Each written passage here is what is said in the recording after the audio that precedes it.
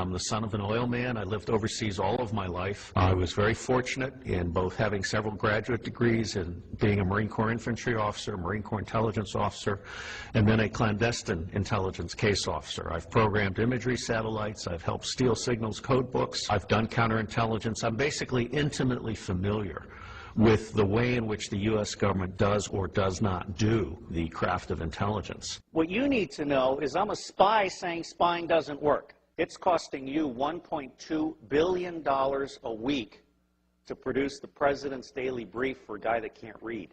People don't realize this. Apart from the fact that NSA is 1950s mindsets with 1970s technologies, SAIC completely screwed up Trailblazer, Echelon is baloney. 80% of your signals intelligence comes from analysis of patterns.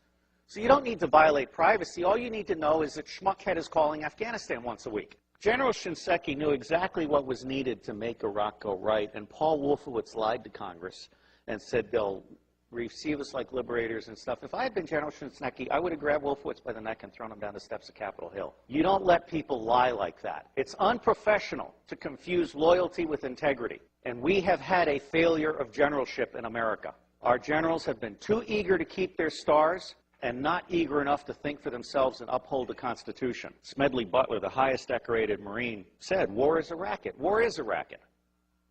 War is a racket, and the only reason it's happening is because the American public is lethargic. Blog that. You are the Paul Reveres and Patrick Henrys of our generation. Bottom-up horizontal connection is key. Sharing at all levels, not top-down control. Public intelligence and influence is about to take off. We are about to bury rule by secrecy. Civil affairs is the focal point. The intelligence guys need to go back in their box. Bloggers, not informants, are key. The FBI is about to try and hire 2,000 informants in a Soviet police-style approach to security. That's idiocy. If you bloggers self-organize and attach yourself like leeches to specific issues, corporations, organizations, challenges, whatever, you will be the intelligence Minutemen of this century. The power is in your hands.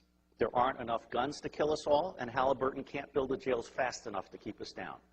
Bloggers, as Linux is organized, where you grab onto an issue or something and you are part of a structured citizen journalism blogging thing that lets no evil doing go unnoticed, that rules. So I think we're at a turning point. I think we're at the very beginning of a historic tidal shift in power, restoring the Constitution. I don't know how many of you are following this, but the Comptroller General has told Congress the United States of America is insolvent. We're out of Schlitz. We literally have no money to make it to the next decade. Now, there's some very easy solutions. I can eliminate all income taxes tomorrow and have more than enough money to fund the government by using some other guy's bright idea. We tax the Federal Reserve at 0.0006, doubles our money until we decide to put them out of business permanently, because we certainly should not have central banks. We've put together an electoral reform pledge, and it's my view that any member of Congress, any member of the Senate that refuses to sign both the constitutional pledge supporting the Constitution and the electoral reform pledge should be put out of business. And I believe that will be 95% of all of these people. It may be time to literally dump Congress on its ass and start over. The government has gotten stupid to the point that it can't write a statement of work. And so they ask the contractors to write a statement of work, and the contractors write a statement of work saying, you need more of what I haven't been able to sell.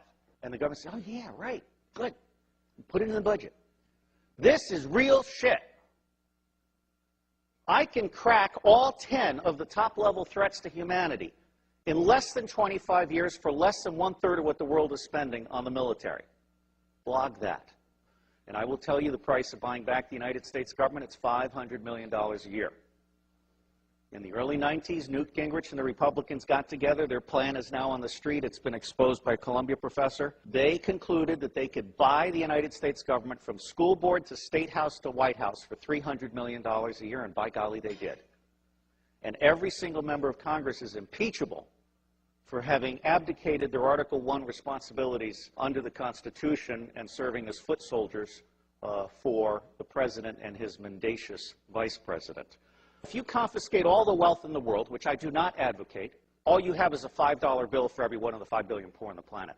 For what we have spent on the Iraq War, I could have given a free cell phone to every one of the 5 billion poor on the planet. I could have taken the 10% residual capabilities on DoD satellites, abandoned communication satellites, and I could have provided free T1 to the Southern Hemisphere. Blog that. That's the kind of stuff we have to do. Because if we don't do that, those 5 billion people, instead of producing wealth that stabilizes the earth, are going to produce plagues, epidemics, criminal gangs, drugged up people. Ralph Peters, a friend of mine, and the bottom line here is the only path to wine, women, and wealth for badasses anywhere on the planet that have no money is guns.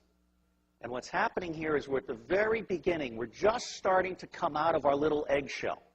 When the industrial era began, it broke the connection between kinship and trust. And it started treating people as commodities. And then we lost sight of our government and we allowed the corporations to buy the government. The United States of America no longer represents we the people. But you can change that. The reason it's not working today is because we have a military-industrial complex that profits from secrecy and war, and it does not profit from efficiency and peace. Blog that. The bottom line here is that central banking is an evil cancer. These people are selling us credit they don't have so they can take profits they don't deserve out of our pockets. That's nuts. The United States government is constitutionally chartered to print money on the good faith and credit of all of us and not pay interest. Why are we being such fools? Well, unfortunately, if you fight them, you get assassinated. Lincoln and Kennedy were both about to print money and not borrow from the banks. I can't connect those two dots, but I can tell you they're side by side. But the reality is the federal government is broken in every possible way. And it's going to be localized, bottom-up resilience networks. They're going to save us. That's where you guys come in. Our educational system stinks. It beats the creativity out of kids by the time they're in the 4th grade.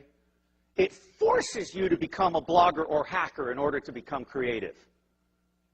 So you guys are the lifeboat. We've gone from America the Beautiful to America the Shit. Now, I believe we need to start blogging retrospective impeachments. I'm not saying we need to hang them or tar them or feather them, just out them. I think it's time for citizen investigative journalism to go deep and go back and go current. And people need to understand they can't get away with this stuff. There is absolutely no lack of solution, and there is also no lack of money. What is lacking is the popular political will to exercise our God-given right to be in charge.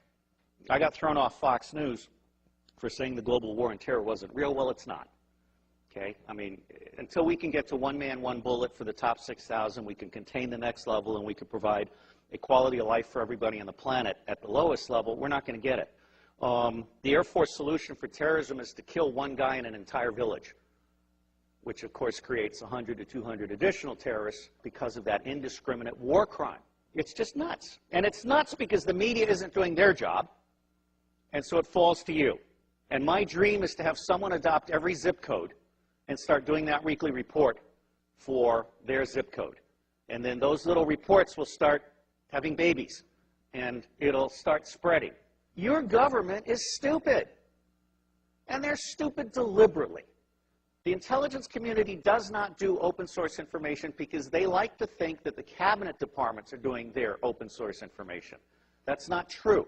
The cabinet departments don't know how to do decision support. What they know how to do is take stakeholder interests and turn them into policy that increases budget share. That is not what I call reality-based budgeting. Politics today has gotten so dirty it's not worth anybody's time if they've got a brain. Well, I don't have a brain, I have a soul. And I believe that America needs to get back in the business of managing itself. I am absolutely certain that central banks are an evil. Central banks are screwing us all, or we'll have it right. We are pigs being harvested for profits. I do believe there are secret societies, although, you know, given a choice between conspiracy and incompetence, I generally go with incompetence. The Bilderberg Group, I just saw a list of who attended the last time, and it's almost a list of nobodies who want to be somebodies combined with somebodies on their way down. You know, I'm not that impressed. These people think they're the movers and the shakers. They're only the movers and the shakers as long as you let them be the movers and the shakers. I spent 18 years trying to help secret government agencies get in touch with unclassified information. And Tom Atlee sent me an email, and he had this little signature blog where Buckminster Fuller said, don't try and heal a broken system, create a new system that replaces it. So I'm honored to be here to set the tone for you guys. And my bottom line is, don't waste your time on the federal government. It's going away. There are 27 secessionist movements. There are 9 distinct nations in North America. I anticipate some virtual separation in the Republic. And I think that you're going to find that, like Vermont, for example, is all of a sudden going to be seen by the rest of America as exactly where we want to be, or Seattle. And so that's called the spike theory of change. As soon as one state gets it perfect, it's going to spread like wildfire.